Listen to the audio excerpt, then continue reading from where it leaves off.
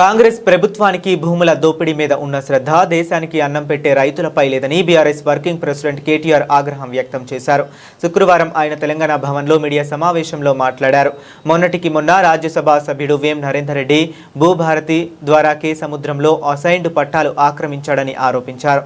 శంషాబాద్లో ముఖ్యమంత్రి రేవంత్ రెడ్డి అనుచరులు 90 ఎకరాల సీలింగ్ భూమిని తహసీల్దార్, కలెక్టర్ స్థాయిలో ఉత్తర్వులు ఇచ్చి వేల కోట్ల భూమిని దోపిడీ ఎలా చేశారో ఏసీబీ దాడిలో దొరికారు. అయినా కూడా ఇలాంటి వాటిపై రేవంత్ రెడ్డి దృష్టి పెట్టడని విమర్శించారు. ధాన్యం కొనుగోళ్లు చేపట్టక రైతులు పిట్టలా రాలిపోతున్నా ప్రభుత్వానికి పట్టడం లేదని ఆవేదన వ్యక్తం చేశారు. సీఎం ధాన్యం కొనుగోళ్లపై చేపట్టిన సమీక్ష తీవ్ర నిరాశకు గురి చేసిందన్నారు. డబ్బు సంచుల మీద ఉన్న శ్రద్ధ ధాన్యం సంచుల సేకరణలో లేదని మండిపడ్డారు. మీరు భూముల మీద పెట్టే శ్రద్ధ, భూ దోపిడీ మీద పెట్టే శ్రద్ధ, భూహారతి ఏదైతే తెచ్చారో ఆ భూహారతి ద్వారా స్వాహా చేస్తున్న కార్యక్రమం వేం నరేందర్ రెడ్డి గారు నిన్నగాక మొన్న మా సోదరుడు మన్నే క్రిషాంక్ బయటపెట్టినాడు.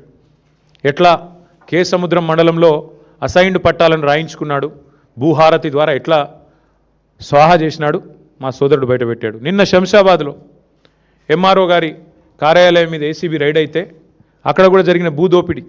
ముఖ్యమంత్రి గారి అనుచరుడు 90 ఎకరాల సీలింగ్ భూమిని ఎంఆర్ఓ స్థాయిలో, కలెక్టర్ స్థాయిలోనే ఉత్తర్వులు ఇచ్చేసి ఉత్తర్వులు కూడా ఉన్నాయి, కావాలంటే మీకు ఇస్తాను. దోపిడీ ఎట్లా చేశారు? వేల కోట్ల విలువైన భూమిని నిన్ననే ఏసీబీ రైడ్లో దొరికినారు. వీటి మీద ముఖ్యమంత్రి గారి దగ్గర సమాధానం ఉండదు. వాటి మీద ఉన్న శ్రద్ధ, వాటి మీద ఉన్న ఆసక్తి, భూ కొనుగోళ్ళు, భూ దందాల మీద ఉన్న శ్రద్ధ భూమిని నమ్ముకున్న రైతు మీద నీకు లేదు. ఇది వాస్తవం. ఉంటే పరిస్థితి ఇట్లా ఉండదు. అందుకే నేననేది ఉత్తమ్ కుమార్ రెడ్డి ముఖ్యమంత్రి గారిని, కాంగ్రెస్ పార్టీ నాయకులని ఒకటే అడుగుతున్నా. ప్లేస్ మీరు డిసైడ్ చేయండి, ఏ ఊరు మీరు డిసైడ్ చేయండి, మేము వస్తాం, మా నాయకులందరం వస్తాం. ఏ సెంటర్ కన్నా పోదాం రాష్ట్రంలో. మీరు కొడంగల్ నియోజకవర్గంలోని ఏ సెంటర్ అయినా మేము రెడీ.